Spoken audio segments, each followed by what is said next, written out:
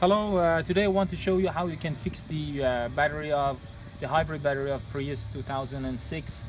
My battery was not working fine. It gave me an error on the and a warning, and then I took it to the dealership. They said that the battery is bad. You basically can find out if the battery is bad just by taking it, either checking it yourself or taking it to the AutoZone.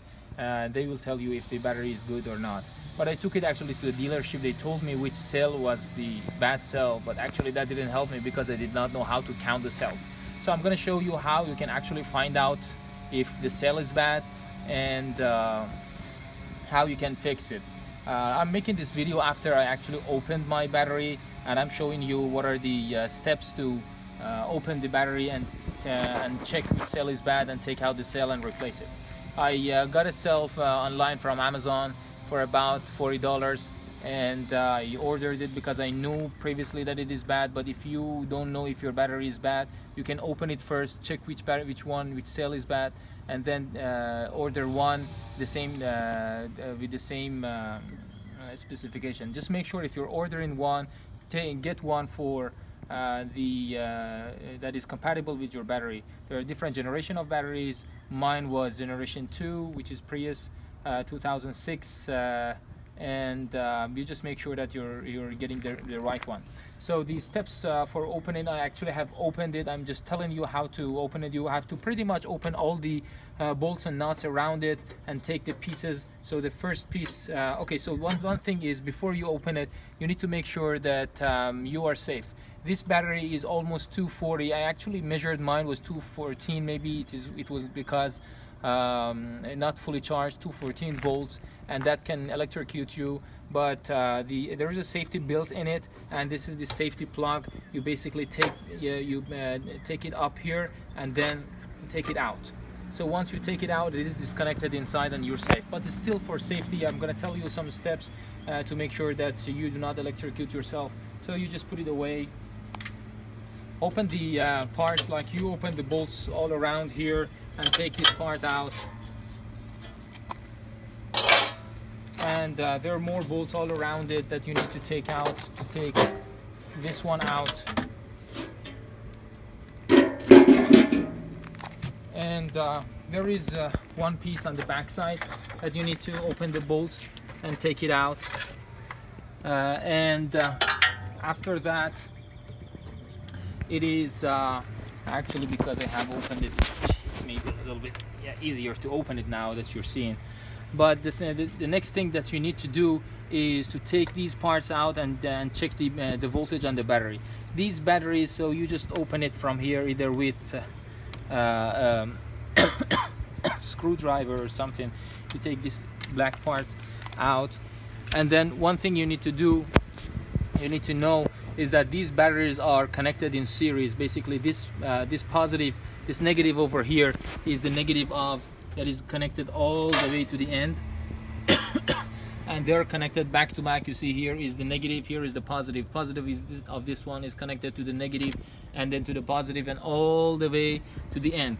So you get the negative of your battery from here, and the positive of the battery from the very last one that is over here. So that is how, like, the negative and positive of the battery is connected. But in order to be safe, you just need to open these bolts and take off this orange part. And this way, when you are disconnecting these batteries are separate, and then you can check which battery is not working fine. Otherwise, they are kind of connected. So if you check it from here, so from here to here, it is added up, and then it is hard to follow what is the voltage of each one of them. So what I did, I opened each bolts over here, and I took this whole part out. That's what I did. So make sure that they are disconnected. Just do it gently, not to break anything. And then you basically do not need to, at this point, take the other part out, but you can take both parts out. The reason is that when it is disconnected from here, it doesn't matter if it is connected on the back side. So the next thing you need to do is to check the voltage of each battery. You need to make sure that you know how to work with the voltmeter. So what I did is I put it on the voltage. So, and then first thing I check always is I put it on the resistance, and then I connect these two together to see if it is reading 0. Yes, it is reading 0, it is working fine. I put it on the voltage, and then I read the voltage. So what I do is that I connect one side of it to the positive or negative, doesn't matter, and then the other part to the other side, because now let me do it the other direction. So this is positive, I connected to the red. This is negative, I connected to the black, and then you would see that I'm reading 5.53, and if I connect it to the next one, 7.53. So if I connect it to the next one, I'm reading 7.61.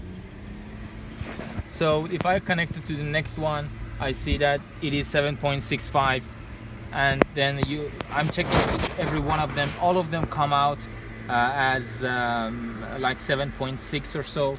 I took note of all of them. What I did, I actually took note of all of them all the way. So I started basically from cell 28.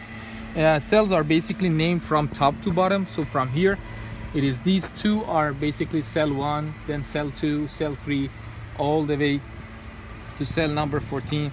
So what I did was I actually started from the very bottom. So I wrote what is the voltage. So 53, 62, 65, 64, 66, 67. So all of them were almost the same, all the way to where I got to cell number 8, which is these two cells connected to each other, which was reading 6.38. That was matching what they told me. They told me it is cell 8 of your battery is not good, but they never told me which one of them is not good. So what I'm showing over here to you is that it really does not matter if they tell you which cell is good or not. You can actually go and find out which one is not reading the voltage that was expected. Actually, when I ordered my my cell, they were saying that it is going to be like 7.6, and then when I got it, I actually checked the voltage on that one, and that was reading 7.6 as well. So the next step is how to disconnect the whole thing, and how to. So we located that. So I was able to. So I went all the way to this one. They were all reading the same. So you see, I am connecting, I'm reading on this. It is just still reading 6.38, which is the only one that is different from the rest of them. So I have to take this one out. So I have marked it over here that I want to take it out. But it is a little bit tricky when you're taking your battery out. There are small parts that are connected like this one. You have to make sure that you're not breaking it. And they're all underneath it. It is also connected, some small sockets are connected, so make sure that you gently move them and you take a careful look on the back side when you're taking it out. The other part is now we want to see how we should take this part out. So first thing I do, I open the bolts on these the same as I did it over there, and I take it out here. You know, as I told you, I'm making this video afterwards, so they're already open, so I'm just taking it out. So that is this part. So this part is disconnected, that part is disconnected. This part, this black part, is actually where the plug was connected, and that was telling you that it is like it is disconnecting it from here so that it is not in series anymore and you won't get electrocuted. So the next thing is actually you have to open these. So this is the rack that is holding the whole battery set.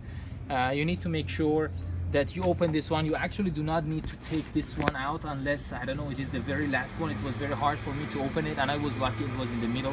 So you need to make sure that your wrench can open that one as well. So I opened it, and then it is a little bit tricky. You basically have to bring it up a little bit, because if you don't take it up, it is not going to get off. So I opened this one and this one, and then I basically took it up and then opened it. So then I opened it, and as I told you, underneath these, they're all having like some small connections. You can actually look underneath and see, or you can actually feel it with your hand. So the next step is I'm actually trying to loosen these so they get loosened, and then once it is loosened, I mean, I'm not gonna take all of them out. I'm just gonna go all the way to get to the one that was bad. So this is the one that was bad, and I'm gonna take it out.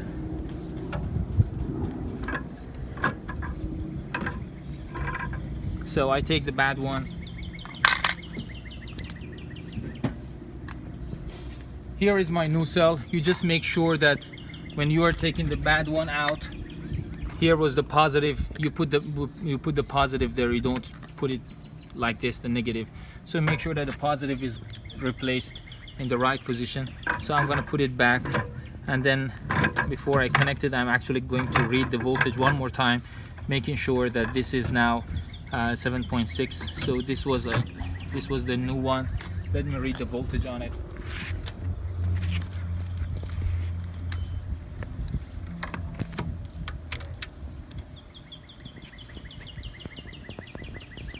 So it is 7.58, almost the same. Okay, so now these are kind of like you need to make sure that they are placed in the right position. It is a little bit tricky. Oh, one thing I forgot to tell you is that all these cells have are bolted to this rack underneath. If I take this one out, I can tell you that there is one that is basically connected here, so you need to open these from the bottom side. So every other one is actually bolted on this one, and then it is bolted to the second one is bolted to the other part of it. So you need to open the bolts underneath. I forgot to tell you that one. So you need to open the bolts underneath it, very gently work with it. This is very sensitive. So I'm going to, okay, so I'm going to put them all together, put it back together. As I told you, these are made in a way that when they are placed in the right position, they're not going to move. Okay. So, and I'm going to put back the connection over here.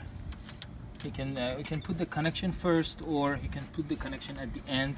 But now it is the time to go and put the bolts back.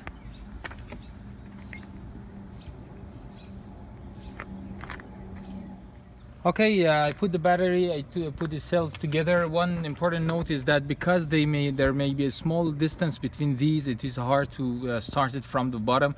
It is basically best to put these four bolts over here and then push it all the way so that this is actually fixing and they are going to their place, and then it is easier than to go underneath and fix the bolts underneath it.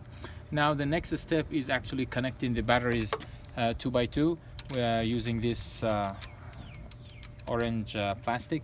So these two are connected, these two are connected, these two are connected, and the reverse is on the other side, so that they are all in series. Okay, so now we're done with putting all the bolts back in, and now we have to just put the cover in on top of it. So just make sure that you put it properly, and then I put the next one underneath it, just next to it. Okay.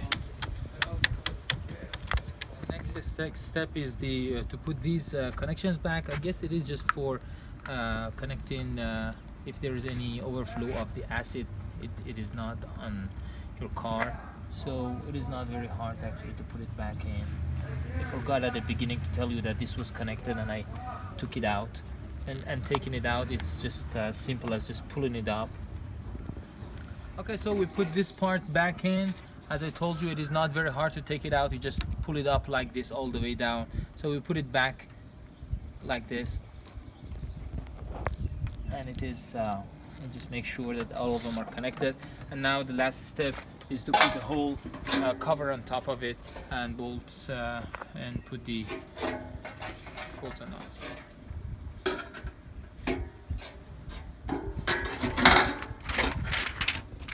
Okay, now I just put the cover back and all the bolts and nuts. The only thing I wanted to tell you is that you basically really do not need to put this part back now, because now you have to put it in your car and then connect it. So I just put it there to show you that it is nothing secret. We just put the cover back and bolt the nuts on it. Okay, I hope you can fix your car. Have a great day. Thank you.